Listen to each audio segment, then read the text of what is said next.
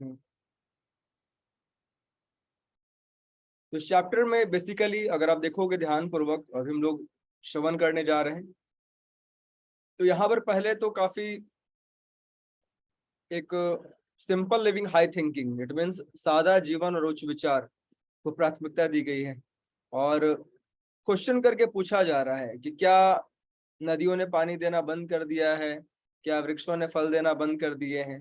और इस प्रकार से अगर हमारा काम कम से कम में चल सकता है, फिर क्यों हम और ज्यादा और ज्यादा और ज्यादा की इच्छा रखते हैं। तो इसके स्टार्टिंग में बहुत हद तक सादा जीवन उच्च विचार के बारे में बताया गया। फिर उसके बाद भगवान का किस प्रकार से ध्यान लगाया जाता है, उसके बारे में बताया गया। फिर किस प्रकार से कोई योगी अनेक लोगों को भ्रमण करता है, क्योंकि स्वाभाविक है, जैसे भगवान भगवत गीता में बताते हैं, जो व्यक्ति देवताओं को भजते हैं वो देवताओं के लोगों को प्राप्त करते हैं, और जो लोग पितरों को भजते हैं वो उन्हें प्राप्त होते हैं, और जो लोग मुझे भजते हैं, इट मीन्स भगवान श्री कृष्ण को भजते हैं, वो उन्हें प्राप्त होते हैं। यान्ति देवव्रता देवान पितृन यान्ति पितृव्रता, और जो उन्हें भजेंगे स्वाभाविक रूप से उनको प्राप्त होंगे। इस प्रकार से इसमें पहले योगियों की बात की गई कि अगर उनमें किसी प्रकार की सिद्धि की या फिर अनेक अन्य भोगों की इच्छा होती है या फिर योग की इच्छा होती है, तो अनेक लोगों को में जाते, तो 4 लोगों का मुख्य रूप से यहाँ वर्णन किया गया है। उसके बाद फिर से, जिस पे हम लोग थोड़ी कम चर्चा करेंगे, पिछले चैप्टर हमने देखा था यम नियम आसन प्राणायाम प्रत्याहार धारणा ध्यान समाधि के बारे में फिर से बताया गया है। और उसके लास्ट में फिर भगवान नाम का कीर्तन और जप की महिमा, भगवत कथा की महिमा, और किस प्रकार से भगवान हमारे हृदय में विद्यमान, उनकी साइज, उनके डायमेंशन, इस चैप्टर में ओवरऑल ये बताया गया है। क्योंकि हम सभी जानते हैं कि भगवान हमारे हृदय में भी परमात्मा रूप में विद्यमान रहते हैं। तो जनरल आज का जो क्लास है, दिस इज ऑल अबाउट परमात्मा फीचर।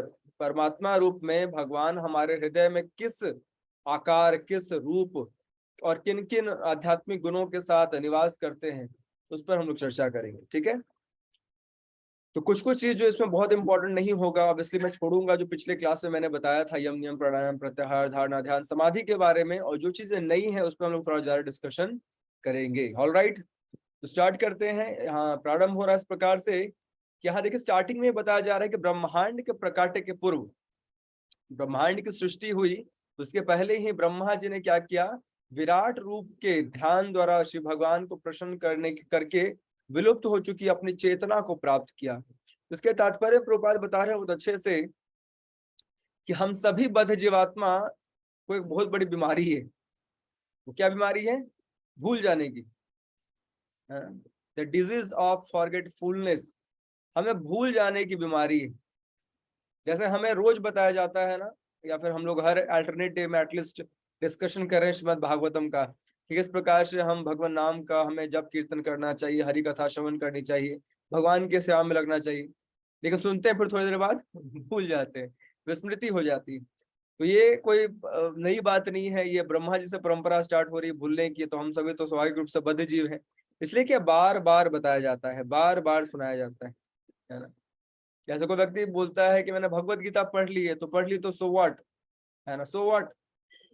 पढ़ लेना पर्याप्त नहीं है, जब तक हम उसे अपने जीवन में पूर्ण रूप से धारण न कर ले, उतारे नहीं, तब तक संभावनाएं क्या होती है, हम उसे भूल जाते हैं। और उसकी पुनरावृत्ति करने इसलिए क्या बहुत ही जरूरी होती है।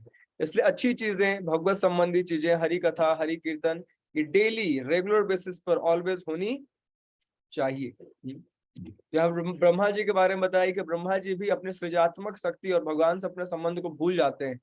तो जैसे ब्रह्मा जी प्रकट होते हैं, श्री भगवान के नाभि से जो कमल निकलता है उस पर प्रकट होते हैं, तो भगवान उनको आकाशवाणी से क्या बोलते हैं, तप तपस्या करने के लिए, है ना। तो काफी समय तक तप के माध्यम से भगवान के विराट स्वरूप का चिंतन करके, उस पर ध्यान लगा करके अपनी चेतना को पुनः वापस प्राप्त करते, तब जब क्या करते हैं, सृष्टि करते हैं। तो इस प्रकार से भूलना हम सबकी एक बहुत बड़ी बीमारी है। So nothing to worry about, but हमें क्या करना चाहिए, भक्तों की संगति में रहना चाहिए, क्योंकि याद दिलाएंगे, है ना, याद दिलाएंगे किस प्रकार से हम भगवत भक्ति में लग सकते हैं। तो वैदिक ध्वनियों को प्रस्तुत करने की विधि इतनी मोहने वाली है कि यह व्यक्तियों की बुद्धि को स्वर्ग जैसी व्यर्थ की वस्तुओं की ओर ले जाती है ना।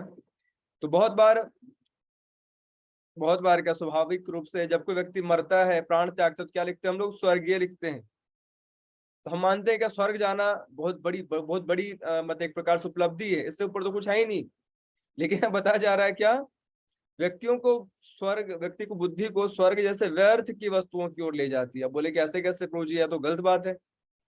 हाँ, हमने अपने कितने सारे दादा परदादा सबको भेज दिया स्वर्ग, और आप बोल रहे हैं स्वर्ग जाना व्यर्थ की बात है। बेसिकली व्यर्थ यहाँ इस संदर्भ में बोला जा रहा है कि संसार में जितने भी लोग हैं, वहां पर जाने के बाद क्या होता है? पुनरागमन, मतलब वापस आप गए और दोबारा यहाँ पर इस संसार में आ जाते हैं। जैसे श्रील प्रभुपाद बताया करते हैं, ऑब्वियसली श्रील प्रभुपाद भगवत गीता के तात्पर्य से बताते हैं कि, और हमने पहले भी चर्चा किया था, है ना? क्या चर्चा किया था? कि ब्रह्मा जी का जो लोक है, वहां पर ब्रह्मा जी का एक दिन एक चतुर्युग के बराबर होता है। एक चतुर्युग मतलब सतयुग, त्रेता, द्वापर, कलयुग, ये चार मिलाकर के जब एक पूरे चतुर्युग खत्म होते तो ब्रह्मा जी का एक दिन 12 घंटे होता है। फिर ऐसे ही 12 घंटे की रात्रि होती ब्रह्मा जी करके, ऐसे ही पूरा एक दिन मिलाकर के 365 दिन ब्रह्मा जी का एक साल होता है। और वैसे वैसे 100 साल ब्रह्मा जी की आयु होती है। तो इस प्रकार से हर चीज रिलेटिव है। और चंद्रमा पे बताया जाता है कि इस धरती का 6 महीना चंद्रमा पे एक दिन के बराबर होता है ना? तो वहां पर आयु या अवधि थोड़ी लंबी होती है, लेकिन कितनी भी लंबी क्यों ना हो, ये सभी लोग आ ब्रह्म भुवनान लोका, इस मर्त लोक से लेकर के ब्रह्म लोक तक हर जगह क्या है? जाने के बाद दोबारा हमें संसार में आना, बार बार बार बार जैसे पुण्य चिन्ह होंगे हमें संसार में आना पड़ेगा। इसलिए भगवत भक्त जो होते हैं, कृष्ण भक्त अति चतुर। कैसे चतुर होते हैं? वो भगवान की भक्ति करते हैं, भगवान से प्रेम करते हैं, उनको स्वाभाविक रूप से सरलता से भगवान का निज धाम गोलोक वृंदावन धाम प्राप्त हो जाता है, जहां से वापस नहीं आना पड़ता। भगवान के जितने भी धाम हैं, जिनको कि वैकुंठ धाम बोला जाता है, जिसमें सबसे ऊपर है कौन सा धाम? गोलोक वृंदावन धाम। तो जो व्यक्ति उस गोलोक वृंदावन धाम को प्राप्त होता है, वो कभी भी संसार में वापस लौट करके नहीं आता है ना? इसलिए क्या करना चाहिए? हमें इच्छा करनी ही है तो कौन सी इच्छा करे? परम धाम, है ना? परम धाम बोले तो वैकुंठ धाम या फिर गोलोक वृंदावन धाम। अगर स्वर्ग की इच्छा करेंगे तो गए, और जैसे पुण्य क्षीण हुए वापस संसार में हमें आना पड़ेगा, है ना? इसलिए क्या करना चाहिए? हम इच्छा करनी है तो कैसे? परम गंतव्य की इच्छा करनी चाहिए। और परम गंतव्य क्या है वास्तविकता में? भगवत धाम। तो यहाँ पर बताया गया है कि अपने, देखिए यहाँ पर जैसे मैंने पहले बताया कि जीवन की न्यूनतम आवश्यकताओं के लिए प्रयत्न करना चाहिए। वेल, हम सभी का जीवन न्यूनतम आवश्यकता पर तो निर्भर नहीं करता। हम चाहते हैं ज्यादा से ज्यादा हमारे पास हो, जितना ज्यादा बैंक बैलेंस हो उतना अच्छा। एक कार हो गई, 2 कार चाहिए, 3 कार चाहिए, हाँ कार बची हुई है कि कितने सारे हमारे पास ऑप्लेंसेस हो, उतना अच्छा माना जाता है ना? लेकिन इस चैप्टर में बताया गया है कि जिस व्यक्ति का लक्ष्य परम है, अगर छोटी छोटी वस्तुओं में या फिर व्यर्थ के भोगों में अपना मन लगाएगा तो स्वाभाविक है बड़ा उद्देश्य छूट जाएगा। जैसे छोटे बच्चे होते हैं, अगर वो पढ़ने लिखने पर ध्यान ना दे, खेलने कूदने पर खाली ध्यान दे, तो स्वाभाविक उनके मार्क्स कम आएंगे। वो बोर्ड्स में हो सकता है फेल भी हो जाए, हो सकता है उनको अच्छे कॉलेजेस भी ना मिले अगर वो नहीं पढ़ेंगे तो। और अगर उसके जीवन में ताम झाम कम है, अपना थोड़ा बहुत रिक्रिएशन के लिए है, और साथ में क्या करता है? अच्छे से पढ़ता लिखता है और डिसिप्लिन लाइफ जीता है, तो आगे उसको क्या होता है? लाभ प्राप्त होता है। तो उसी प्रकार से जो व्यक्ति भगवत भक्ति को या भगवत धाम को या भगवान को प्राप्त करना चाहता है, उसको अपने जीवन में कम से कम वस्तुओं को रखने का प्रयास करना चाहिए। अन्यथा क्या होता है? कठिन श्रम के कारण क्या होता है? उसका समय बहुत ही व्यतीत हो जाता है। इसमें स्पेशली आगे देखिए बताया गया है कि जब लेटने के लिए, वेल ये एक्सट्रीम तपस्या है, आप बोल सकते हैं ये तो कुछ ज्यादा हो गया प्रभु जी, है धरती खाली हो तो क्या धरती पे लेट जाए?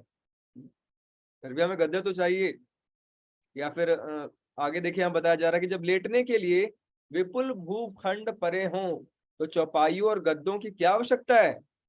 लेकिन हम सबके पास है, गद्दे तो है ही, कम से कम चौपाई भले ना हो। जब मनुष्य अपनी बाह का उपयोग कर सकता है तो फिर तकिए की क्या आवश्यकता है? लेकिन हम सब तकिया यूज करते हैं। जब मनुष्य अपनी हथेलियों का उपयोग कर सकता है तो तरह तरह के बर्तनों की क्या आवश्यकता है? हम तो चम्मच भी रखते हैं, बड़ा बड़ा प्लेट भी रखते हैं, कटोरा भी, कटोरी भी, हर तरह के वैरायटी के बर्तन भी रखते हैं। और बताया जा रहा है जब पर्याप्त ओढ़न तथा वृक्ष की छाल उपलब्ध हो तो वस्त्र की क्या आवश्यकता है। तो बेसिकली ये उस जीवात्मा के लिए है जो पूर्ण रूप से भगवत शरणागत है। जितने भी महान महान संत हुए हैं उन्होंने किसी प्रकार की अपने लिए इच्छा नहीं करी, है ना। जाहे विधि राखे राम ताहे विधि रही है। भगवान ने जिस अवस्था में जैसा उन्हें रखा वैसा वो रहे, क्योंकि उनके जीवन का उद्देश्य ही क्या था, भगवत प्राप्ति। जब व्यक्ति भगवत प्राप्ति जैसे महत उद्देश्य के लिए निकलता है तो उसे छोटे छोटे भोग की वस्तुओं पर अपना ध्यान केंद्रित नहीं करना चाहिए। तो स्वाभाविक है जितनी ज्यादा हम अपने जीवन में आवश्यकताओं को बढ़ाते हैं अनावश्यक रूप से हम उसमें फंसते चले जाते हैं, है ना।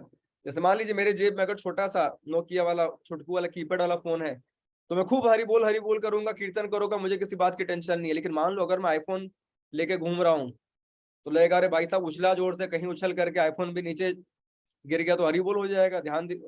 सारा ध्यान किस पे रहेगा, उसी पर रहेगा। अगर महंगे जूते चप्पल पहन करके मंदिर गए हैं तो ध्यान भगवान के दर्शन पे नहीं रहेगा, पता चला हमारा जूता चप्पल गायब ना हो जाए, अच्छे से रखे या नहीं रखे। इस प्रकार से जीवन में जितनी कम वस्तुएं होती हैं व्यक्ति उतनी आसानी से क्या करता है, भगवान पर अपना ध्यान लगा पाता है, अन्यथा बहुत ही मुश्किल हो। और यहाँ बताया गया क्या सड़कों पर चिथड़े नहीं पड़े रहते, क्या दूसरों का पालन करने वाले वृक्ष अब दान में भिक्षा नहीं देते, क्या सूख जाने पर नदियां प्यासे को जल प्रदान नहीं करती, क्या गुफाएं बंद हो चुकी हैं, या सर्वशक्तिमान भगवान पूर्ण शरणागत आत्माओं की रक्षा नहीं करते। ये पूछ रहे हैं कि क्या ऐसा होने लगा है क्या जो हम ज्यादा से ज्यादा आवश्यकताओं पर या ज्यादा से ज्यादा भौतिक भोगों को भोगने में या फिर संग्रह पे हमारा ध्यान है। वेल जो भी कारण है इस दो श्लोकों से हमें स्पष्ट होता है कि अगर हम भगवत शरणागत होना चाहते हैं या भगवत प्राप्ति करना चाहते हैं तो समय काल परिस्थिति के हिसाब से हमें अपने जीवन की आवश्यकताओं को कम करना चाहिए। एक भगवत भक्त की वास्तविक इच्छा क्या होती है, भगवान की सेवा और अपने लिए केवल तपस्या, अपने लिए वैराग्य, है ना। महाप्रभु भक्त सने वैराग्य प्रधान। अपने जीवन में किसी प्रकार के सुख भोग और बहुत सारे ताम झाम की आवश्यकता नहीं होती, लेकिन भगवान की सेवा पूरे ऑपुलेंस से। जैसे कि हम देखते इतने सारे वृंदावन के सठ गोस्वामी जिन्होंने जो चैतन्य महाप्रभु के पार्षद थे, शिष्य थे, उन्होंने अनेक प्रकार के मंदिर बनवाए। जब भी उनको कोई सेठ मिलता या बहुत धनी धनाढ़ व्यक्ति मिलता तो उनसे बहुत सारी धन संपत्ति लिया करते, लेकिन किस लिए, अपने लिए ना। 1 रुपया 1 आना भी अपने ऊपर खर्च नहीं करते, केवल भगवान की सेवा में, भगवान का मंदिर बनाने में, भगवान का ऑपुलेंटली सेवा करने में। और खुद कैसे रहते, वही कौपिन धारण करके अर्ध वस्त्र पहने हुए हैं, घुटने तक उनके वस्त्र होते, बाकी कमंडल धारण किए हुए हैं, और अपने लिए नौ के बराबर मधुकरी करके क्या करना, अपना जीवन यापन करना, लेकिन समस्त वैभव को भगवान की सेवा में लगाना, ये भक्त का स्वभाव होता है। वेल हम अभी इस कलयुग में रह रहे हैं तो बहुत हो सकता है, संभव नहीं है कि हम घर बार छोड़ करके इस प्रकार से रोड पर घूमे और बहुत तपस्या का जीवन जिए।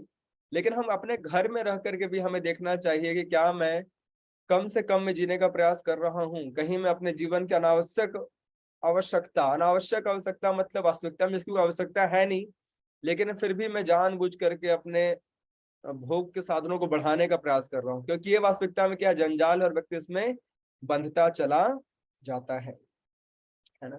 तो मनुष्य को इस प्रकार स्थित होकर भगवान की सर्वशक्ति माता के कारण अपने हृदय में स्थित परमात्मा की सेवा करनी चाहिए, है ना। वे सर्वशक्तिमान है, भगवान नित्य है और असीम है और जीवन के परम लक्ष्य है। तो निपट भौतिकतावादी के अतिरिक्त बताया गया है कि ऐसा कौन होगा जो भगवत भक्ति में रत नहीं होगा या भगवान की सेवा नहीं करेगा। निपट भौतिकतावादी, एक तो होता है भौतिकतावादी, एक होता है निपट भौतिकतावादी। भौतिकतावादी व्यक्ति क्या करता है, केवल अपनी इच्छाओं के लिए कर्म करता है, और निपट मतलब उससे भी गया गुजरे, बिल्कुल हार्ड स्ट्रिक्ट भौतिकतावादी, स्ट्रिक्ट कर्मी।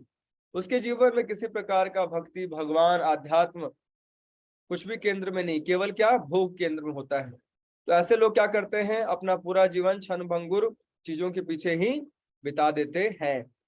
अन्य लोग हृदय में वास करने वाले केवल एक बित्ता। तो मैं आपसे पूछ सकता हूँ, अब टेस्ट होगा तो मैं आपसे पूछ सकता हूँ कि भगवान जो परमात्मा के रूप में हमारे हृदय में रहते हैं उनका वास्तविक परिमाण क्या है। तो यहाँ बताया जा रहा है, एक बित्ता परिमाण के 4 हाथों वाले, उनमें से प्रत्येक के क्रमशः कमल, चक्र, शंख और गदा धारण किए भगवान का ध्यान करते। तो हमारे हृदय में जो परमात्मा रूप में भगवान विद्यमान है, वो किस रूप में विद्यमान है? चतुर्भुज नारायण के रूप में। और उनकी परिमाण क्या बताया जा रहा है? एक बित्ता, लगभग 8 इंच के बराबर बताया गया है ना। देखिए यहाँ लिखा हुआ है ना, अर्थात एक बित्ता या फिर 8 इंच माना जाता है। तो भगवान क्या क्या धारण किए हुए हैं? शंख चक्र गदा पद्म। पद्म मतलब कमल, कमल चक्र शंख और गदा धारण किए रहते हैं, जनार्दन कहलाते हैं। उनके बहुत सारे नाम हैं। तो भगवान कितने सारे नाम आपको याद होने चाहिए? पुरुषोत्तम, अच्युत, नरसिंह, त्रिविक्रम, ऋषिकेश, केशव, माधव, अनिरुद्ध, प्रद्युम्न, संकर्षण, श्रीधर, वासुदेव, दामोदर, जनार्दन, नारायण, हरि, पद्मनाभ, वामन, मधुसूदन, गोविंद, कृष्ण, विष्णुमूर्ति, अधोक्षज और उपेंद्र नाम से जाने जाते हैं। तो भगवान कितने सुंदर सुंदर नाम है, बहुत सारे नाम है। हरि अनंत, हरि कथा अनंत और हरि नाम भी अनंत। सब कुछ अनंत है। भगवान अनंत है तो भगवान के नाम भी क्या है? अनंत है। जितने सारे नाम है, हर कोई क्या है? वास्तविकता में भगवान के शक्तियों को, भगवान के अनेक भक्तों से संबंधों को और भगवान की लीलाओं को प्रदर्शित करता है। इस प्रकार से हमें क्या करना चाहिए? इन सभी नामों को उच्चारण करते रहना चाहिए। जैसा आप लोग को स्पेशली आदत डालनी चाहिए, मैंने श्रीमद् भागवतम में ही पढ़ा था कि जो कोई व्यक्ति छींकता है ना, या गिरता है या कहीं चोट लग जाती है, तो उसके मुख से क्या निकलना चाहिए? हरि। क्या निकलना चाहिए? हरि। अभी चोट लगती, मम्मी पापा भगवान की स्मृति नहीं होती है ना। तो हमें देखना चाहिए क्या हमारे जीवन में अचानक से कुछ घटित होता है या फिर जो अनपेक्षित है, तो हमारे जीवन, हमारे मुख से कृष्ण नाम, भगवत नाम निकलता है या नहीं। कुछ भक्त लोग अपना कैमरा शैमरा बंद करके सुन रहे हैं, कहीं मुझे आशंका है कहीं नींद ना आ जाए। इसलिए हम सही भक्तों से मैं निवेदन करता हूँ, अपना कैमरा ऑन रखें, नींद से बचें।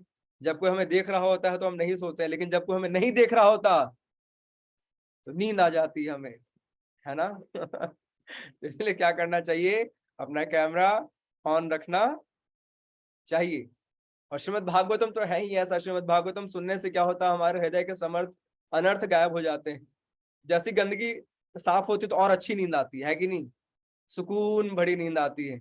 इसलिए क्या कीजिए, आप सही भक्त लोग अपने अपने कैमरों को ऑन रखें, ताकि निद्रा देवी का प्रकोप आप सभी भक्तों पर ना हो। तो यहाँ पर हमने देखा क्या भगवान का परिमाण क्या है? कितना? केवल 8 इंच, जो हमारे हृदय में विद्यमान है परमात्मा रूप में। एक बित्ता बताया जा रहा है और उनके बहुत सारे नाम हैं, और हाथों में शंख चक्र गदा पद्म धारण किए रहते हैं। और उनके मुख कमल के बारे में बताया जा रहा है। उनका मुख क्या है? उनकी प्रसन्नता को व्यक्त करता है। भगवान का चेहरा हमेशा मुस्कुराता रहता है। हम तो दुखी आत्मा है कि नहीं? रोते रोते रहते हैं हमेशा, जीवन में कुछ हो नहीं जाए, हाय तौबा मचा रहता है, लेकिन भगवान हमेशा मुस्कुराते रहते हैं। उनके चेहरे पर मंद मंद मुस्कान होती है। उनकी आंखें कमल की पंखुड़ियों के समान है, और उनका वस्त्र कदम्ब पुष्प के केसर के समान पीले रंग का और बहुमूल्य रत्नों से जटित है। तो भगवान कैसा वस्त्र धारण करते हैं? पीताम्बर वस्त्र धारण करते हैं, और उनके शरीर पर क्या है? कदम्ब पुष्प केसर के समान पीले रंग का होता है, और उसमें बहुत सारे बहुमूल्य रत्न जड़ित होते हैं भगवान के वस्त्रों पर। तो अभी कुछ दिन पहले हमने एक वीडियो देखा था, उस पर काफी लोग अपने अपने कमेंट भी कर रहे थे। किसी ने भगवान श्री कृष्ण को कोट पैंट पहनाया था। ऐसा वीडियो बहुत वायरल हो रहा था किसी जन्म, पता नहीं किसी पर्टिकुलर ओकेजन पर। तो हमें भी इस बात का खास ख्याल रखना चाहिए कि भगवान कोई गुड्डे गुड़िया नहीं है कि हमें जैसा मन किया हमने क्या किया, सजा दिया।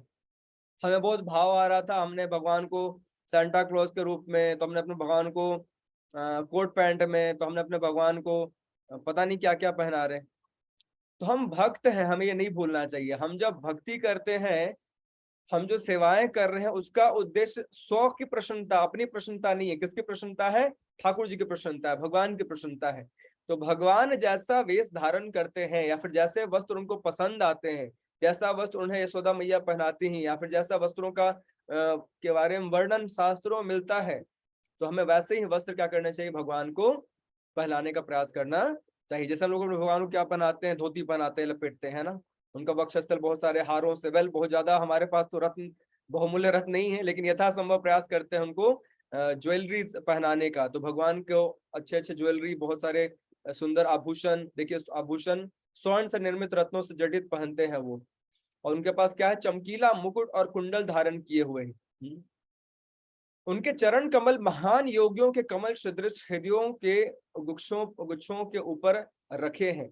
उनके वक्ष स्थल पर क्या है, कौस्तुभ मणि। देखिए, जब भगवान का धाम है वैकुंठ धाम, वैकुंठ में पता है आपको, हर कोई, इवन मान लीजिए हम सभी अगर वैकुंठ धाम चले जाएं, तो वहां पर हमें जो रूप दिया जाता है, चतुर्भुज नारायण का रूप दिया जाता है, भगवान के सदृश रूप दिया जाता है।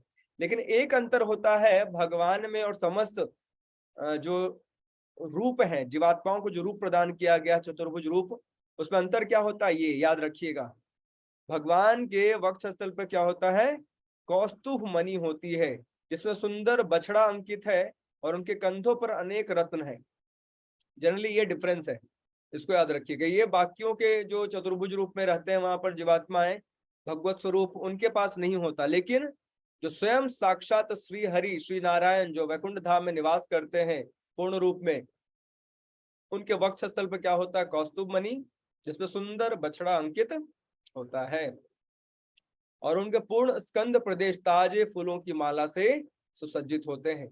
उनकी कमल अलंकृत करधनी से सुशोभित होती है। उनकी अंगुलियों में बहुमूल्य रत्नों से जटित अंगूठियां हैं। उनके नुपुर, उनके कंकन, उनके घुंघराले नीले रंग के चिकने बाल तथा उनका सुंदर मुस्कान युक्त मुख, ये सभी अत्यंत लुभावने हैं। तो जो व्यक्ति, वेल कलयुग में तो केवल हरिनाम बताया गया है, लेकिन जो भी व्यक्ति पहले भी जो भगवान के स्वरूप का ध्यान लगाते थे, तो ध्यान की विधि ये बताई गई है। अपने हृदय में चतुर्भुज रूप नारायण रूप में जो परमात्मा रूप में विद्यमान है भगवान, उन पे ध्यान लगाना, और उनके समस्त अंगों पर ध्यान लगाना, उनके अनेकानेक वस्त्रों पर, उनके आभूषणों पर, उनके अंग प्रत्यंगों की खूबसूरती पर, सौंदर्यता पर क्या करना चाहिए, ध्यान लगाना चाहिए। तो भगवान की भव्य लीलाएं, उनके हाथ से मुख की लालसा उल्लासमयी चितवन उनके व्यापक वरदानों के संकेत है। अतएव मनुष्य को चाहिए कि जब तक ध्यान द्वारा उसका मन भगवान पर स्थित रखा जा सके, तब तक मन को इसी दिव्य रूप में एकाग्र करे। इस प्रकार से अगर हमें हृदय में परमात्मा रूप में ध्यान लगाना है, तो ये विधि है। जैसे हम लोग भजन करते हैं, तो भजन का अगला लाभ क्या बताया जाता है, अनर्थ निवृत्ति। भक्तियों के प्रगति के साथ साथ कृत्रिम रूप से अर्जित की गई वस्तुएं क्रमशः लुप्त हो जाती हैं। इसको अनर्थ निवृत्ति बोलते हैं, है ना। तो अनर्थ निवृत्ति का मतलब क्या होता है, हमारे हृदय में ऐसे बहुत सारे इच्छाएं, कामनाएं, वासनाएं हैं जिसका कोई अर्थ नहीं है। अर्थ मतलब हमारे जीवन में कोई उद्देश्य है, उस उद्देश्य के अनुकूल जो चीजें होती हैं उसको माना जाता है कि ये मतलब की चीजें हैं, है ना। जैसे मान लीजिए आपका कोई पर्टिकुलर बिजनेस है, उस बिजनेस से संबंधित आपके घर में जो चीजें रखी हुई हैं, या फिर उस बिजनेस से संबंधित कोई कार्यकलाप या फिर कोई प्लान कर रहे हैं, उसको माना जाएगा ये उससे संबंधित है, ये अर्थपूर्ण है।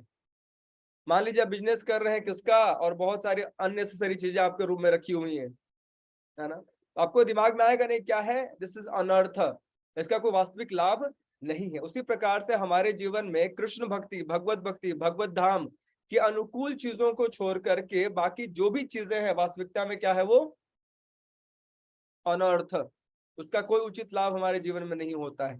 तो जो व्यक्ति भगवत भजन में लगता है, धीरे धीरे क्या होता है, उसके समस्त अनर्थ छिन्न होते चले जाते हैं, है ना। ध्यान की प्रक्रिया भगवान के चरण कमलों से प्रारंभ करते हुए उसे उनके हंसते मुख मंडल तक ले जाए।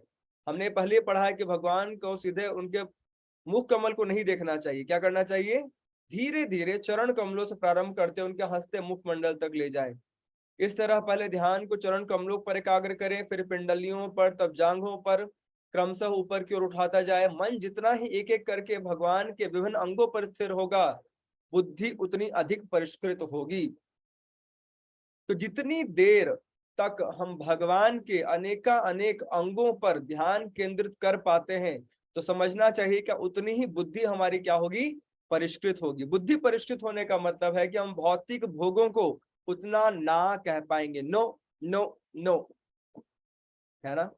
जितनी देर तक हम भगवान के अंगों पर अपना ध्यान केंद्रित कर पाते हैं, उतनी क्या होती है, हमारी बुद्धि अधिक परिष्कृत होती है। और देखिए यहाँ पर बताया गया है ना, कि अधिक परिष्कृत होने का मतलब क्या है वास्तविकता में। अधिक परिष्कृत होने का मतलब है मनुष्य इंद्रिय तृप्ति से जितना ही विरक्त हो जाता है, बुद्धि उतनी ही अधिक परिष्कृत हो जाती है।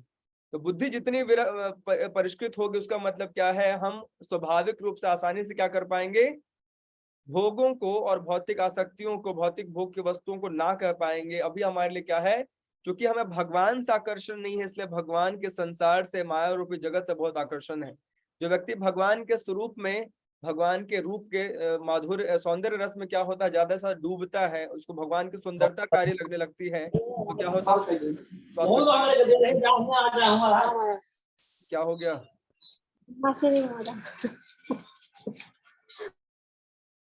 प्लीज खुद को म्यूट रखें। हरे कृष्णा। तो इस प्रकार से बताया जा रहा है क्या कि ऐसे हमें क्या करना चाहिए, भगवान के रूप का ध्यान लगाना चाहिए। अब यहाँ पर कुछ योगियों की बात की जा रही है कि जब कोई योगी मनुष्य लोग, इस मर्त लोग को छोड़ना चाहता है, उसको किस प्रकार के ध्यान की विधि से फिर से देखिए, यहाँ अष्टांग योग विधि के बारे में बताया गया है ना, कि अनेकानेक कार्यकलापों को बंद करके स्वयं को भगवान के नाम रूप गुण लीलाओं पर केंद्रित करना चाहिए। उससे अपने श्वास प्रश्वास को क्या करना चाहिए, जो प्राणायाम की विधि है उसको भी सही करना चाहिए। प्राणायाम की विधि में क्या है, श्वास प्रश्वास की विधि को क्या करना चाहिए, रेगुलेट करना चाहिए। श्वास प्रश्वास की विधि जब रेगुलेट होती है तो व्यक्ति क्या करता है, अपने अंदर की थॉट्स को, विचार को बहुत आसानी से कंट्रोल कर पाता है। तो योगी के दो प्रकार बताए गए हैं। योगी के दो प्रकार कौन कौन से, निर्विशेषवादी तथा भक्त। निर्विशेषवादी का होता है, उसके लिए कहना होता है कि वास्तविकता में क्या है, यतो मत तथो पथ, भगवान का कोई वास्तविक एक रूप नहीं है, जिस रूप में भज लो, निर्विशेष, कोई विशेष रूप नहीं है। उसका कहना होता है कि हमारा तो वास्तविक ध्येय क्या है, परम ब्रह्म ज्योति में प्राप्त घुसना है, एंटर करना है। तो किसी भी रूप का ध्यान करो, अंत में क्या होंगे, ब्रह्म ज्योति में एंटर कर जाएंगे। लेकिन ये वास्तव में क्या है, शास्त्र का उचित मर्म नहीं है। शास्त्र का मर्म क्या है, भगवान का अपना एक स्वरूप है, भगवान की अपना अपनी एक सौंदर्य है। भगवान किस प्रकार से श्याम सुंदर रूप में गोलोक वृंदावन में निवास करते हैं। तो जो भक्त होते हैं उनको इस ब्रह्म ज्योति में विलीन होने की या फिर मुक्ति की इच्छा नहीं होती। भक्त को इच्छा होती है भक्ति की, भक्त को इच्छा होती है भगवान के व्यक्तिगत संग प्राप्त करने की, वैकुंठ की या भगवत धाम, गोलोक वृंदावन धाम जाने की। इस प्रकार से हम सभी भक्त हैं, हमें विशेष रूप से भगवान के स्वरूप को या भगवान के सुंदर रूप को ध्यान में रखना चाहिए। ऐसा नहीं सोचना चाहिए कि सब रूप बराबर हैं, ये भी वो भी वो भी वो भी सब बराबर है। इसको शास्त्रों में बताया गया, पाखंड का नाम दिया गया है ना। तो भगवान का रूप, भगवान का सौंदर्य वो अतुल्य है, उसकी किसी भी देवी देवता से, किसी से भी तुलना नहीं की जा सकती। भगवान पूर्ण रूप से मुक्त है, हम गुणों के अधीन रहते हैं और भगवान गुणाधीश है, गुणों का अधिष्ठाता है ना। तो इस प्रकार से आगे हम लोग अभी यहाँ डिस्कस करेंगे कि कैसे कैसे जो जीवात्मा है अनेकानेक लोकों को जाता है ना। यहाँ पर मैं चार आपको बता देता हूँ एग्जैक्टली कि कहाँ कहाँ जीवात्मा जाता है। जो योगी है वो ध्यान की विधि से चार तरह के लोकों में ट्रैवल करता है, जिससे पहला बताया था वैश्वानर लोक। कौन सा लोक, वैश्वानर। वैश्वानर लोक क्या है, जहाँ की डीटी कौन है, अग्निदेव। जहाँ के वास्तविक जो वहाँ के विग्रह कौन है, जिनके जिनके अंडर में वैश्वानर लोक रहता है, उसको क्या बोलते हैं, अग्निदेव। अग्निदेव को प्राप्त होता है व्यक्ति। उस अवस्था में क्या होता है, उसके हृदय के समस्त भौतिक इच्छाएं लुप्त हो जाती हैं। उसके बाद व्यक्ति जाता है शिशुमर, शिशुमर लोक। शिशुमर लोक में क्या है, वहां वो भगवान विष्णु का क्या है, वास्तविकता में एक प्रकार का नाभि कमल है। नाभि कमल वहां पर कोई व्यक्ति अगर मेडिटेट करता है, वहां जाता है, तो उससे भगवान हरि के संबंधित क्या होती इच्छाएं उसके मन में आती हैं। उसके बाद जाता है महरलोक। महरलोक में बड़े बड़े ऋषि मुनि जैसे कि भृगु और आदि इस कल्प के बाद निवास करते हैं, है ना। और वहां पर क्या करता है व्यक्ति, अनंत शेष पर ध्यान लगाता है। और उसके बाद अंत में जाता है क्या, ब्रह्मलोक। ब्रह्मलोक वास्तविकता में किसका लोक है, ब्रह्मा जी का लोक है, जिसको सत्यलोक के नाम से भी जाना जाता है ना।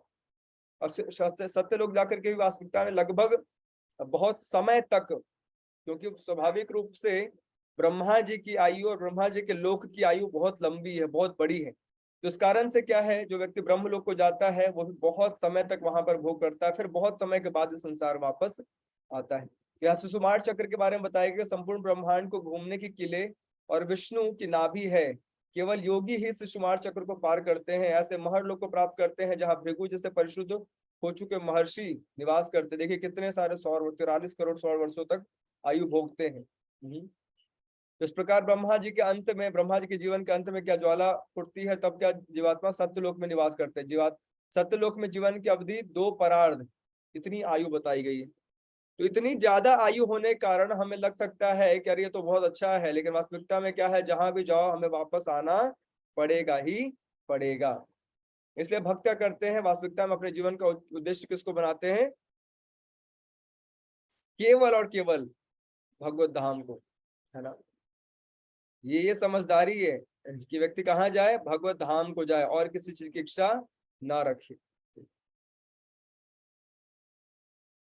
तो यहाँ पर हम देखते हैं आगे चल के, देखिए जो चैप्टर्स आप लोग थोड़ा ध्यान से सुनिएगा, है ना, क्योंकि मैंने पहले ही बताया था कि कैंटो 2 और 3, वेल इसको मैं काम करूंगा आगे से, इसको समराइज फॉर्म में बताऊंगा, क्योंकि ये जो चैप्टर कैंटो 2 और कैंटो 3 है, ये मोस्टली बताता है ब्रह्मांड के अनेक क्रिएशंस के पार्ट को, और जो बहुत हद तक भक्तों को उतना रुचिकर नहीं लगता है ना। आपको लगेगा पता नहीं क्या चल रहा है, हमारा तो उससे कोई मतलब ही नहीं है, ब्रह्म लोग जाने से, महर लोग जाने से, शिशुमार लोग जाने से, तो हम क्यों जाने। पहले भगवान की शक्ति है, इसलिए हम सभी इन सब चीजों को जानने का प्रयास कर रहे हैं, लेकिन कुछ समय बाद हम लोग क्या करेंगे, भक्ति के जो विधि है और जो भगवत भक्तों की उचित कथाएं हैं उस पर हम लोग जंप अप करेंगे, लेकिन तब तक जो चीजें रिक्वायर्ड है एटलीस्ट हम लोग क्या करें, उसका यथासंभव श्रवण कर लेते हैं, और आगे से मैं प्रयास करूंगा इसको मिनिमम से मिनिमम फॉर्मेट में आपके सामने प्रस्तुत करूं। तो जैसे यहाँ पर प्रपात बता रहे हैं कि भक्तों को किस बात का खास ख्याल रखना चाहिए। ये तो चलो योगियों की बात हो गई, योगी अनेक ध्यान विधि से क्या करेगा, अनेक लोगों को जाएगा, लेकिन चूंकि भक्तों के हृदय में भगवत कृपा से शुद्ध भक्ति का बीज स्थापित होता है ना। बताया जाता है ना, ब्रह्मांड प्रमित को न भाग्यवान जीव, गुरु कृष्ण प्रसादे पाए भक्ति लता बीज।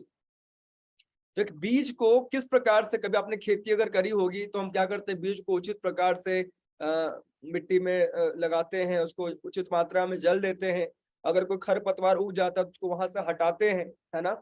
उसी प्रकार से भक्ति लता बीज को उचित रूप से फलने बढ़ने के लिए कुछ खास बातों का हमें ख्याल रखना चाहिए, जो श्रील प्रभुपाद यहाँ पॉइंट आउट कर रहे हैं कि शुद्ध भक्तों के चरणों पर किए गए अपराध की तुलना उस प्रमत्त हाथी से की जाती है, जो अत्यंत सुंदर उद्यान में घुस जाने पर उसे विनष्ट कर देता है। इस बात का हमें खास ख्याल रखना चाहिए कि हम किसी भक्त के प्रति, स्पेशली किसी शुद्ध भक्त के प्रति किसी प्रकार का अपराध ना करें। अगर हम अपराध करते हैं, वैष्णव अपराध करते हैं, भक्तों के प्रति अपराध करते हैं, तो उसकी तुलना किससे की गई है, प्रमत्त हाथी, एक पागल हाथी अगर घुस जाए एक अच्छे आपके मान लीजिए गार्डन में, तो क्या करेगा, पूरा पेड़ पौधे फूल पत्ती सब उखाड़ पुखाड़ के फेंक देगा। उसी प्रकार से हमारे भक्ति को सुरक्षित रखने के लिए हमें सबसे पहला कार्य क्या करना चाहिए, अपराधों से बचना चाहिए, भक्तों के प्रति अपराधों से, भक्तों की निंदा से, भक्तों किसी प्रकार का उनको नुकसान पहुंचाने से, ऐसे कार्यों से बचना चाहिए। मनुष्य को चाहिए कि शुद्ध भक्तों के चरणों पर ऐसे अपराध न करने के लिए अपने आप को सावधान रखे, जिस प्रकार मनुष्य एक लता की रक्षा चारों ओर बाढ़ बनाकर करता है ना। देखिए जो लता होता है उसको रक्षा के लिए क्या करते हैं, चारों ओर कवर करते हैं, ढकते हैं, है ना। देखा आपने, कभी कभी लकड़ियों के बार बनाते हैं, या फिर कभी कभी जो स्टील के केजेस होते हैं ना, लोहे केज होते हैं, वैसा बार बनाते हैं ताकि सुरक्षित रहे। उसी प्रकार से हमारी भक्ति सुरक्षित रहे, उसके लिए क्या जरूरी है, हम शुद्ध भक्तों के चरणों के प्रति किसी प्रकार का अपराध नहीं करें। और ऐसा हो सकता है कि सिंचाई के कारण कुछ खर पतवार भी उगाए, तो भक्ति करते समय, भक्ति लता बीज का सिंचन के समय कुछ कुछ खर पतवार भी उगते हैं। ये वास्तविकता में खर पतवार क्या होते हैं, देखिए बताया गया है, भौतिक भोग, पूजा, मान, प्रतिष्ठा, लाभ, धर्म, अर्थ, काम, मोक्ष, सांसारिक इच्छाएं, सभी क्या है, खर पतवार। जिस व्यक्ति को शुद्ध भक्ति चाहिए उनको इन सभी इच्छाओं से बचना चाहिए, देखते रहना चाहिए कहीं हमारे हृदय में किसी प्रकार की भौतिक भोग की इच्छा तो नहीं आ रही है, कहीं ऐसा तो नहीं मन कर रहा है कि चलो चलो अच्छा है, निराकार निराकार ब्रह्म में लीन हो जाते हैं, या फिर धर्म कमाने, धर्म के रास्ते पर, कर्म कांड के रास्ते पर चलने की इच्छा है, या धनोपार्जन की इच्छा है। तो पूजा, मान, प्रतिष्ठा, लाभ, हर प्रकार के भौतिक इच्छाएं क्या करती है, हमारे शुद्ध भक्ति के बीज के रोपण में, उसके सिंचन में एक प्रकार से बाधा उत्पन्न करती है। तो हमें ऐसे हर प्रकार के भौतिक भोग की इच्छा से बचना चाहिए। अन्य खरपतवार क्या है, यथा शास्त्रों के नियमों का उल्लंघन, वृथा की व्यस्तताएं, पशु हत्या और भौतिक लाभ, प्रतिष्ठा तथा सम्मान की लालसा। तो बहुत तरह तरह के पतवार होते हैं जो किसी प्रकार के वृक्ष को या फिर पौधे को उगने नहीं देते, या फिर उसके अगल बगल उग करके समस्त मिट्टी के न्यूट्रिएंट्स को खींच लेते हैं। उसी प्रकार से भक्ति लता बीज के पूर्ण रूप से सिंचन के लिए, पूर्ण रूप से उगने के लिए क्या जरूरी है कि हम ऐसे खर पतवारों से खुद को मुक्त रखे। शास्त्रों के नियमों का उल्लंघन, पशु हत्या, भौतिक लाभ, पूजा मान, प्रतिष्ठा लाभ, इन सब चीजों से बचे। यदि पर्याप्त सावधानी नहीं बरती जाती है तो सिंचाई से केवल खर पतवारों की वृद्धि होगी, स्वस्थ लता ठिगनी रह जाएगी। मतलब भक्ति का जो पौधा है वो छोटा रह जाएगा, पता चला बाकी सारी चीजें बढ़ रही हैं। तो इस कलयुग में देखिए भक्ति करना वेल बहुत सरल है, लेकिन समस्या क्या है कि अगर हमारे हृदय में भौतिक भूख इच्छाएं रहेंगी ना, तो पता चला हम आए भक्ति करने के लिए और पड़ गए यहाँ फॉलोअर्स में कि हमारे कितने फॉलोअर्स हैं, लोग हमें जानते हैं हम कितनी अच्छी भक्ति करते हैं। वेल स्वाभाविक, अगर हम अच्छी भक्ति करेंगे तो संसार जानेगा, लेकिन हमारा भाव ये कभी नहीं होना चाहिए कि हम अपने भक्ति दूसरों को दिखाने में लगे रहें या फिर अपने भक्ति से अपना अपना प्रतिष्ठा बढ़ाएं। क्योंकि भक्ति वास्तविकता में क्या है, हम भगवान को दिखाने के लिए, भगवान को प्रसन्न करने के लिए कर रहे हैं, संसार को दिखाने के लिए, संसार को प्रसन्न करने के लिए नहीं। हाँ, हमारे पास अगर भक्ति होगी तो संसार स्वाभाविक रूप से देख लेगा, लेकिन हमारा उद्देश्य कभी नहीं होना चाहिए कि हम संसार को प्रसन्न करने के लिए, संसार की ख्याति के लिए क्या करें, भक्ति करें, है ना। इस प्रकार से ऐसा करने पर भक्त को भगवत प्रेम रूपी फल चखने को मिलता है और वह अपने इसी जीवन में भगवान कृष्ण के साथ रह सकता है तथा पग पग पर भगवान के दर्शन कर सकता है।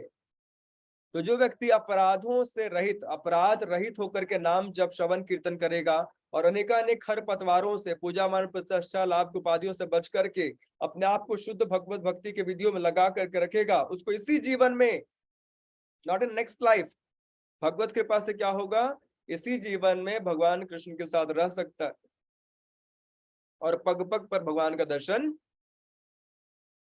कितनी अच्छी बात है ना। और यहाँ पर आगे हम देखते हैं कि जो भी व्यक्ति भगवान के धाम को प्राप्त होता है स्वाभाविक रूप से क्या संसार में लौटकर नहीं आता है। संसार में लौटकर केवल वही आएगा जो वास्तविकता में भगवान को प्राप्त नहीं कर पाया है ना। हे महाराज परीक्षित, आप इतना जान ले कि मैंने आपकी समुचित जिज्ञासा के प्रति जो भी वर्णन किया है वह वेदों के कथन अनुसार है और वही नित्य सत्य है। इसे साक्षात भगवान कृष्ण ने ब्रह्मा से कहा था, क्योंकि वे ब्रह्मा द्वारा समुचित रूप से पूजे जाने पर उनसे प्रसन्न थे। तो भगवत ज्ञान की ये विधि है, हमेशा याद रखिएगा। दो विधि जानी जाती है, एक होती है आरोह पंथ, एक होता है अवरोह पंथ, है ना। आरोह पंथ एंड अवरोह पंथ। तो इस संसार के बहुत सारी चीजों को जानने के लिए हो सकता है हम अपने बुद्धि से प्रयास करें और जान लें, लेकिन भगवान को जानने के लिए, भगवत संबंधी किसी भी एस्पेक्ट को जानने के लिए ये मेंटल स्पेकुलेशन, अपने मन से चिंतन क्या है, हमें धोखा दे देगा। इसलिए क्या हमें जब भी भगवत संबंधी किसी ज्ञान को जानना है, समझना है, सुनना है, तो गुरु परंपरा से सुनना चाहिए। जो ज्ञान गुरु परंपरा से, शास्त्रों के माध्यम से, साधुओं के माध्यम से हम तक पहुंच रहा है, उससे हम भगवान को जान सकते हैं, है ना। अदरवाइज हम सोचेंगे कि अपने मन से असेंडिंग प्रोसेस हम खुद से स्टार्ट करेंगे और मेंटल स्पेकुलेशन करते हुए, अपने मन का इस्तेमाल करते हुए, अपने बुद्धि से इस्तेमाल करते हुए, चिंतन मनन करते हुए भगवान को समझ जाएंगे, तो ये बिल्कुल भ्रम है, इसका कोई अर्थ नहीं है। अगर हम देखें ध्यान पूर्वक तो वास्तविकता हम बहुत छोटे हैं। हम जितना छोटा खुद को देखते हैं ना, मुझसे भी कहीं ज्यादा छोटे हैं। कभी कभी भ्रम हो सकता है, अरे कहाँ प्रभु जी, हम तो 8 इंच के, 8 फीट के हैं, है ना। हमारी हाइट देखिए, हमारा वेट देखिए, हमारी मोटाई देखिए, हम कितने भी मोटे और लंबे क्यों ना हो, इस संसार में हम बहुत छोटे हैं। इस अनंत कोटि ब्रह्मांड में हमारी क्या स्थिति है, कुछ भी नहीं। और ये है हमारे पास 250 ग्राम का टकला, और हम इससे सोचते हैं क्या भगवान को जान जाएंगे, समझ जाएंगे, पहचान जाएंगे। तो ये केवल मूर्खतापूर्ण बात है। भगवान को भगवत कृपा से, साधु कृपा से, गुरु कृपा से डिसेंडिंग प्रोसेस में जाना जाता है ना। अपने बल पर, अपनी बुद्धि से, अपने तर्क वितर्क के माध्यम से हम भगवान को जान ही नहीं सकते, है ना। तो इस प्रकार से देखिए आगे बताया क्या, जो लोग भौतिक विश्व में भटक रहे हैं उनके लिए भगवान कृष्ण की प्रत्यक्ष भक्ति से बढ़कर मोक्ष का कोई अधिक कल्याणकर साधन नहीं है, कोई कल्याणकारी। न ह्यतो अन्य शिवः पंथा विष्ट संसृता विह वासुदेवे भगवती भक्ति योगो यतो भवेत। कि जो लोग भौतिक विश्व में भटक रहे हैं, हम सभी क्या कर रहे हैं, भौतिक विश्व में भटक रहे हैं। कौन कौन मानता है भटक रहे हैं? किसको किसको लगता है कि हम भटक रहे हैं, बताइए। अनम्यूट करूं आपको मैं? आप खुद को अनम्यूट करके बोल सकते हैं। किसको किसको लग रहा है कि हम इस संसार में भटक रहे हैं? प्रभु जी, मेरा क्वेश्चन इससे रिलेटेड है एक। हाँ जी पूछिए। जब आप बोल रहे हैं, मैं बिल्कुल एग्री करती हूँ कि भगवत प्राप्ति हमें मटेरियलिस्टिक चीजों से नहीं मिल सकती है। हाँ बट हम जब कलयुग में हैं और जब हमारी फैमिली भी है, हाँ तो हमें मटेरियलिस्टिक चीजों की आवश्यकता है अपने परिवार के भरण पोषण की। I am not talking about appliances, चाहे धन संचति की बात करें हम। हाँ जी बट बिल्कुल। अगर हम धन संचति कर रहे हैं अपने परिवार के भरण पोषण के लिए, और उसके बाद हम उस धन संचति का सदुपयोग भी कर रहे हैं, तो क्या हमें तब भी भगवती प्राप्ति नहीं हो सकती? नॉट दैट कि हम लोगों को डिजायर, अगर मान लीजिए हमारी जरूरत 10,000 की है, ठीक है, मान लीजिए, और एक होता है ना, आदमी को सेटिस्फेक्शन होती है कि मेरा इससे परिवार भी चल रहा है और मैं अपने धर्म के काम भी कर सकते हैं इसमें, तो उस चीज में भी क्या भगवत प्राप्ति नहीं हो सकती? आपको जान के खुशी होगी, आपको जरूर भगवत प्राप्ति होगी। एक्चुअली ये जो विधि बताई गई पहले, एक तो पहली बात ये उसके लिए स्ट्रिक्ट बताया गया जो पूर्ण रूप से विरक्त वेश धारण किया है, जो घर बार छोड़ दिया है। दूसरी बात, जब हम गृहस्थ आश्रम में रहते हैं तो स्वाभाविक रूप से हमें धन की आवश्यकता होती है। मान लीजिए बच्चे हैं, पति है, या फिर स्वाभाविक है कलयुग है तो उतना तपस्या संभव नहीं है, तो आपको घर में एसी की भी जरूरत पड़ेगी, आपको फ्रिज की भी जरूरत पड़ेगी, है ना। तो इन सभी चीजों में किसी प्रकार का एक प्रकार से वो नहीं, किसी प्रकार को दिक्कत है नहीं। आप जहां हैं, ये एक्चुअली ईमानदारी की बात है। देखिए पता, देखिए कोई भी व्यक्ति है ना, कोई दूसरा व्यक्ति हमें नहीं बोल सकता कि हमें कितनी जरूरत है, क्योंकि हर व्यक्ति का शरीर अलग है, हर व्यक्ति का मन मस्तिष्क अलग है, हर व्यक्ति की जरूरतें अलग है। तो यहाँ पर हमें समझना चाहिए कि हम व्यक्तिगत स्तर पर ईमानदारी बरतें, क्योंकि भले ही कोई और हमसे ना पूछने आए, लेकिन भगवान हमें देख रहे हैं। हमें बस केवल भगवान से ईमानदार होना है कि हमारे पास जो भी है, अगर हम उससे केवल भगवान मतलब अपने परिवार का भरण पोषण कर रहे हैं, और जो भी भगवत कृपा से हमें धनोपार्जन होता है उसको भगवान की सेवा में लगाते हैं, तो गृहस्थ आश्रम में आसानी से सभी कार्यों को करते व्यक्ति भगवत प्राप्ति कर सकता है। और आप सभी गृहस्थ आश्रम में हैं, आप लोगों को जान के आपको बहुत खुशी होगी, शायद मैंने पहले ही बताया था, गृहस्थ आश्रम के व्यक्तियों को छूट दी गई है, बम्पर ऑफर। बम्पर ऑफर क्या है कि मान लीजिए अगर किसी व्यक्ति ने अपना पूरा घर परिवार छोड़ा, तो उस व्यक्ति को, चूंकि उसने किसी और की जिम्मेदारी नहीं ली है, उसने केवल भगवत प्राप्ति को अपने जीवन का केंद्र माना है, तो उसको इधर उधर भटकने के लिए सख्त मनाही है ना। उसका जीवन पूर्ण रूप से भगवत प्राप्ति के लिए, पूर्ण वैराग्य, पूर्ण रूप से भगवान का भजन, पूर्ण रूप से इंद्रिय संयम करना आवश्यक है। लेकिन जब कोई व्यक्ति गृहस्थ आश्रम में जाता है, उसको कम से कम 4-5 अन्य जीवों को पालन पोषण करना पड़ता है ना। तो भगवान भी देखते हैं क्या है कि चलो भाई, हमारी पूजा माता जी हैं, घर में इतने सारे लोग हैं, सबका टेक केयर कर रही हैं, सबका ख्याल रख रही हैं, सबको खुश करने का प्रयास कर रही हैं, तो बहुत सारा समय या फिर बहुत सारा धन या फिर बहुत सारी शक्ति दूसरों के भरण पोषण में भी जाती है। उसके बाद हमें देखना चाहिए कि क्या मैं बाकी पर्याप्त समय, शक्ति, ऊर्जा जो भी बच रहा है उसको मैं भगवान की सेवा में लगा रही हूं या नहीं।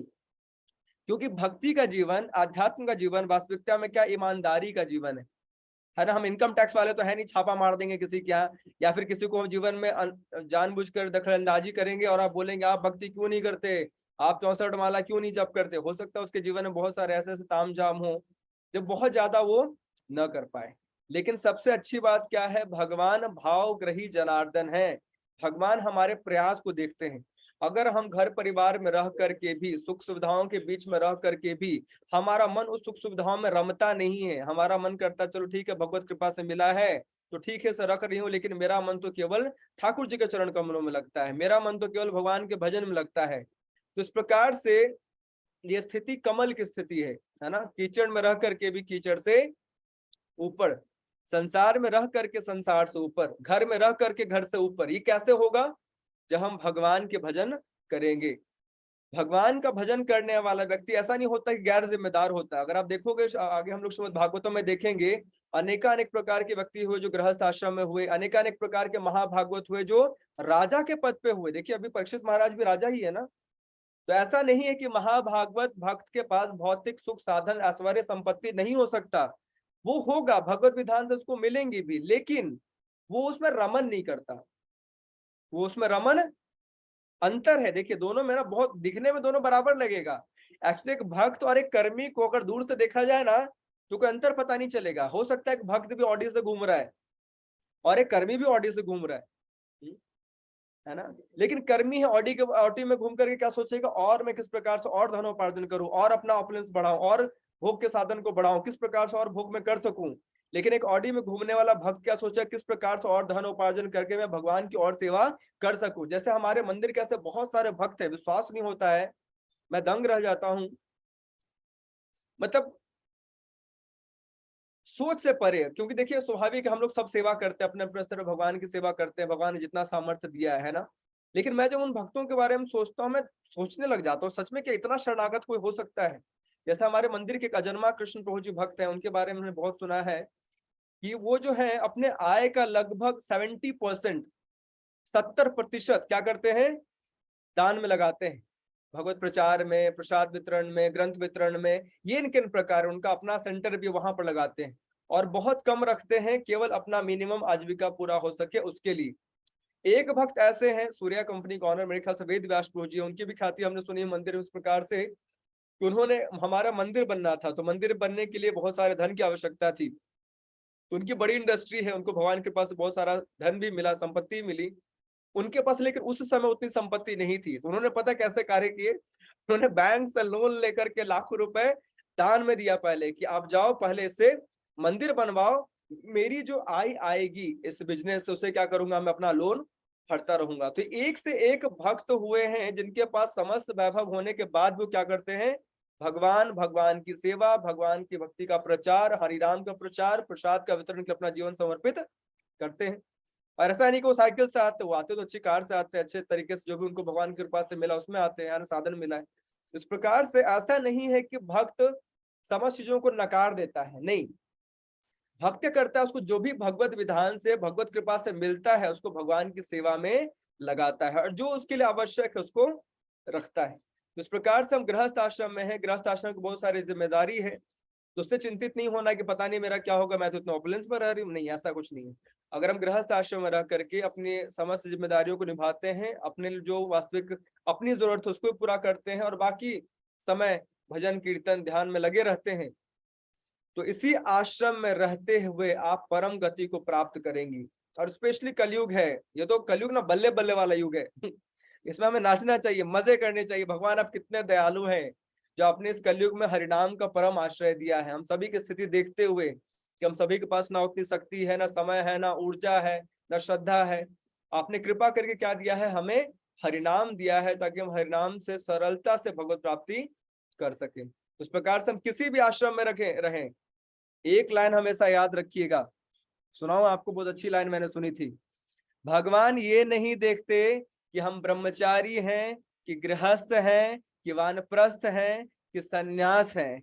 भगवान ये देखते हैं कि हम उनसे कितना प्रेम करते हैं भगवान को आश्रमों से कोई लेना देना नहीं है। ये आश्रम तो यहाँ के लिए है, जब तक व्यक्ति संसार में है तो अनेकानेक आश्रम उसको धारण करने पड़ते हैं, है ना। तो भगवान को इन आश्रमों से, इन नीतियों से, इन रीति रिवाजों से कोई लेना देना नहीं है। भगवान को केवल ये दिखता है कि ये व्यक्ति मुझसे प्रेम कितना करता है। Krishna as an aristocratic jealous lover, एक जो आशिक होता है ना, आशिक, वैसे वाले हमारे कृष्ण, वो देखते हैं कि इसका मन कहाँ जाता है इसका मन कहाँ रमन करता है, ये मुझसे प्रेम करता तो मेरे बारे में सोचता है या नहीं सोचता है।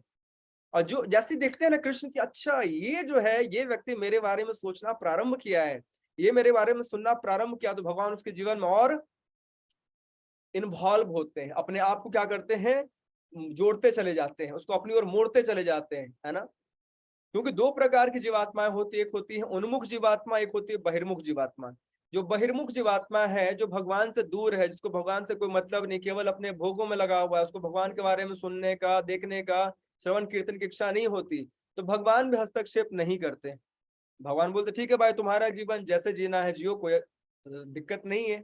लेकिन जैसे ही कोई व्यक्ति इच्छा करता है कि मैं भगवान के बारे में सुनूं, भगवान के बारे में जानूं, भगवान से थोड़ा प्रेम करूं, भगवान का थोड़ा भजन करूं, तो भगवान उत्सुक हो जाते हैं।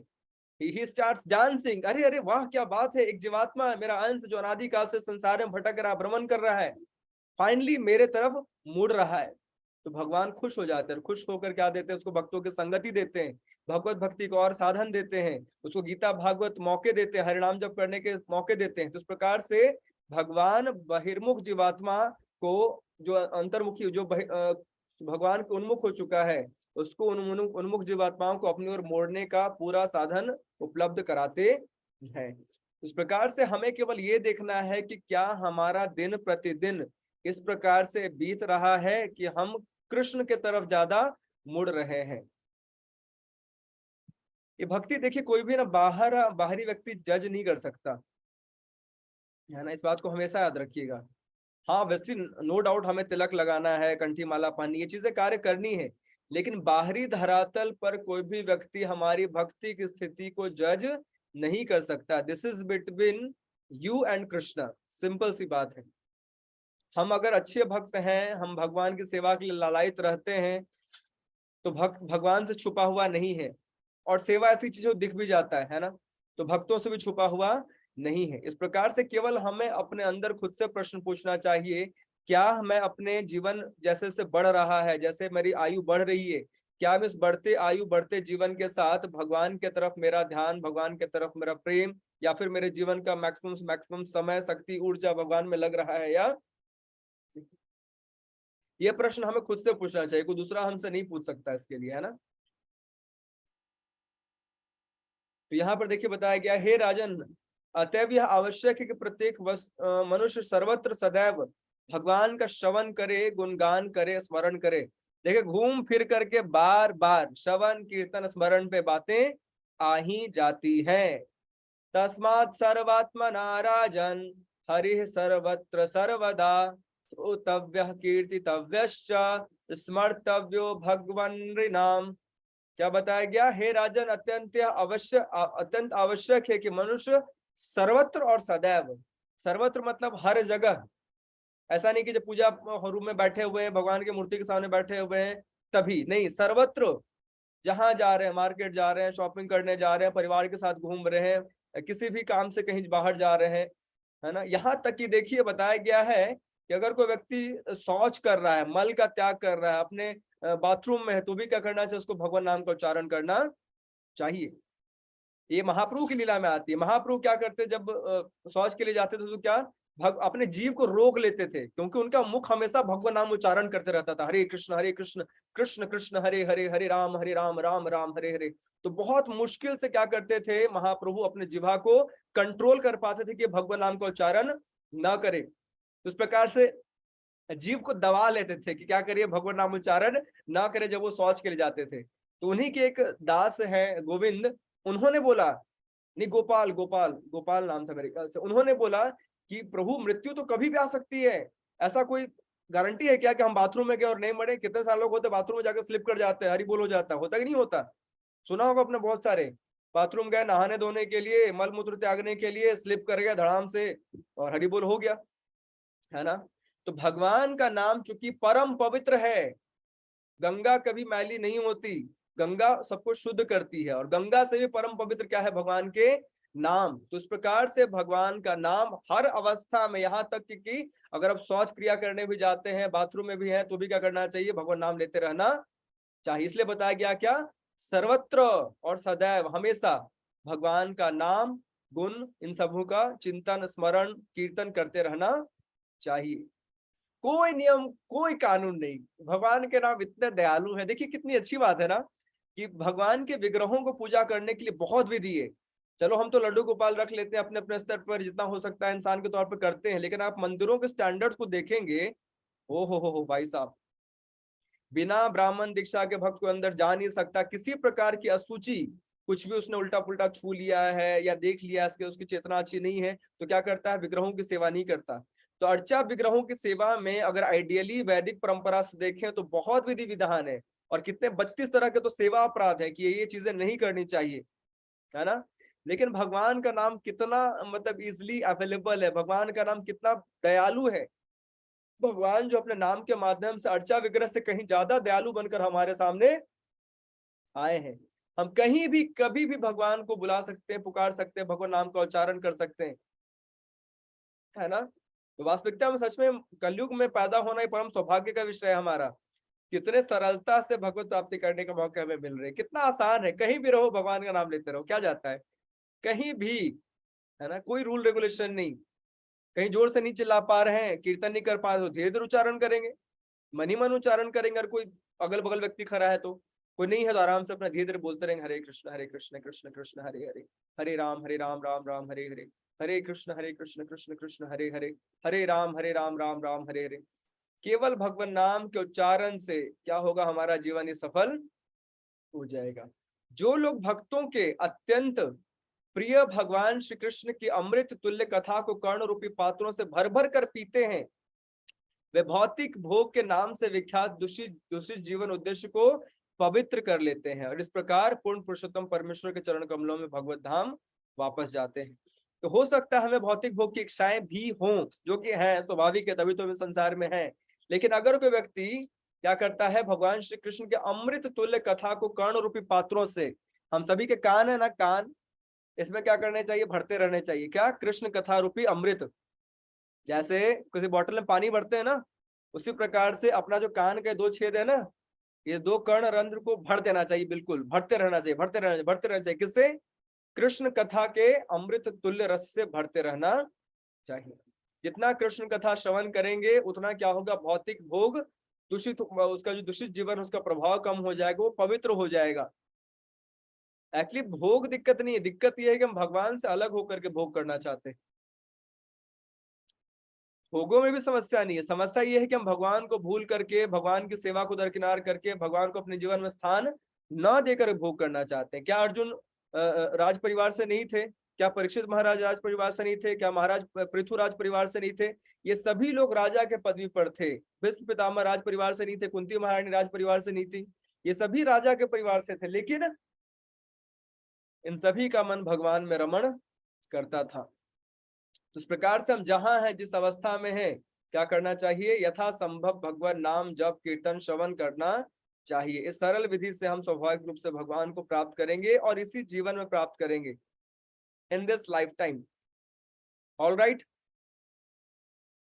तो आज के लिए इतना पर्याप्त है और मैं प्रयास करूंगा आगे से, स्पेशली जो चैप्टर्स थोड़े बोरिंग है, बोरिंग इन द सेंस की कहते हैं कि जब कथा भगवान शिव माता पार्वती को सुना रहे थे तो उनको भी नींद आ जा रही थी।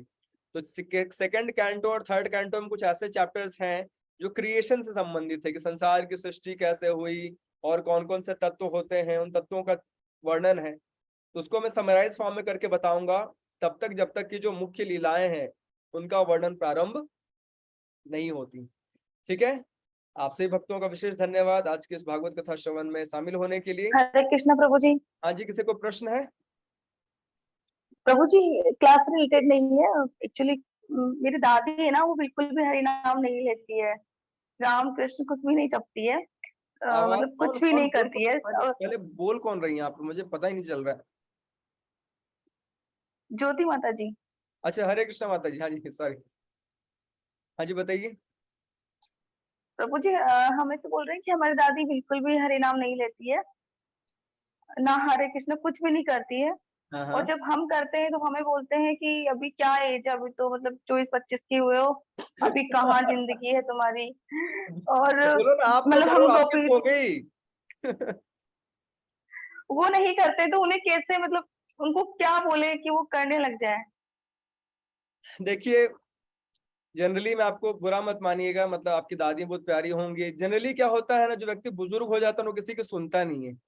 उसको लगता है क्या मैंने अपने बाल ऐसे सफेद किए, वैसे मेरे भी सफेद हो गए, देखो मैंने ऐसे सफेद किए हैं, मैंने अपना पूरा जीवन देखा, मुझे किसी छोटे व्यक्ति से ज्ञान लेने की आवश्यकता नहीं है। तो हो सकता है आप उनको जितना ज्यादा सिखाएंगे उतना वो ज्यादा बचने का प्रयास करेंगे, है ना। लेकिन अगर आप उनके लिए इच्छुक है ना, तो उनको सबसे अच्छा काम जो आप कर सकते हैं, उनको मंदिर वगैरह ले जाइए, उनको भगवान का प्रसाद खिलाइए, भगवान के दर्शन कराइए। जब उनको खुद वहां देखेंगे ना माहौल, तो उनका मन करेगा। क्योंकि जनरली कोई व्यक्ति भगवान के भजन में इसलिए नहीं लग सकता नहीं लग पाता, क्योंकि उसके जीवन में कहीं ना कहीं पाप की जो जमा पूंजी होती है, पाप राशि ज्यादा होती है और पुण्य की स्वीकृति कम होती है। तो जब हम किसी को भगवान का प्रसाद देते हैं, भगवान के दर्शन कराते हैं या भगवान को प्रणाम कराते हैं, तो इस प्रकार से क्या होता है, उसकी सुकृति बढ़ती है। तो अभी अगर आपकी दादी की ये स्थिति है कि इस उम्र में आकर के वो ऐसा दिव्य ज्ञान दे रही हैं, जो कि बहुत दुर्भाग्य का विषय है कि जनरली बुजुर्ग व्यक्ति को तो मानना चाहिए कि अब तो उम्र बीत रहा है, चलो दूसरे तुम कम उम्र के हैं, मैं तो बुजुर्ग हो गई, कब प्राण पखेरु उड़ जाएंगे कुछ पता नहीं है, तो भजन करना चाहिए। लेकिन अगर उनकी रुचि नहीं है और आप उनका हित चाहती हैं, तो स्वाभाविक रूप से आप उनको क्या कीजिए, भगवान को भोग लगाकर प्रसाद, भगवान को भोग लगाकर जल, या फिर कभी कभार भगवान के मंदिर, इस प्रकार से ले जाइए। हो सकता है धीरे धीरे करते करते वैसा कुछ भगवत कृपा हो जाए कि उनके मुख पर हरिनाम आ जाए। लेकिन कुछ भी हो जाए, संसार में कोई भी सिखाए, कोई भी समझाए, किसी की बात मत मानेगा, आप भक्ति जरूर कीजिएगा, आप मत छोड़िएगा, है ना। ठीक है प्रभु जी, हरे कृष्णा। क्योंकि संसार में हर कोई ज्ञान देते रहता है, अरे उम्र ही क्या हुई है बेटा, अभी तो मौज करने के दिन चल रहे हैं, मौज वाले कहाँ चले गए पता नहीं है। तो समझदार व्यक्ति क्या करता है, अपनी उम्र खराब नहीं करता।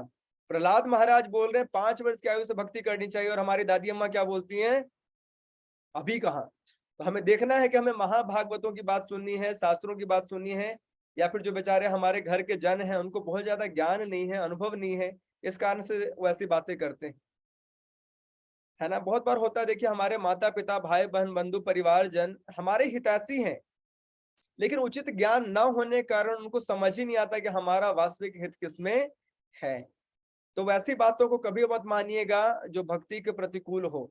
उनकी सब बात मानिए, उनके पैर दबाइए, उनका सर दबाइए, उनको मसाज कीजिए, हैं, उनसे अच्छे से प्रेम से बात कीजिए, लेकिन ऐसा मत कीजिए, क्या कीजिए, वो बोले माला छोड़ने के लिए तो माला छोड़ दिए।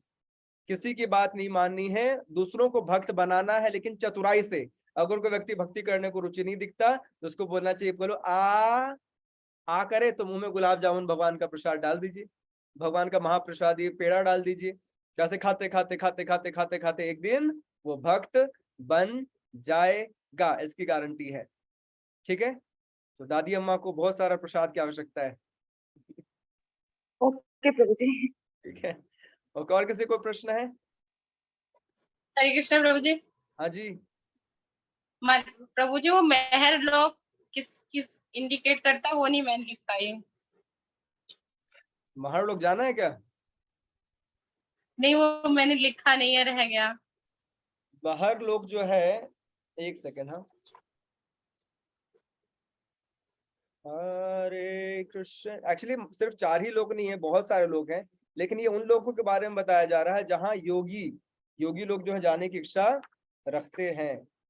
तो महर लोग जो है, जो ऋषि मुनि होते हैं वो जाते हैं, जैसे भृगु जो मुनि हो गए, ऐसे लोग क्या महर लोक में निवास करते हैं। ठीक है,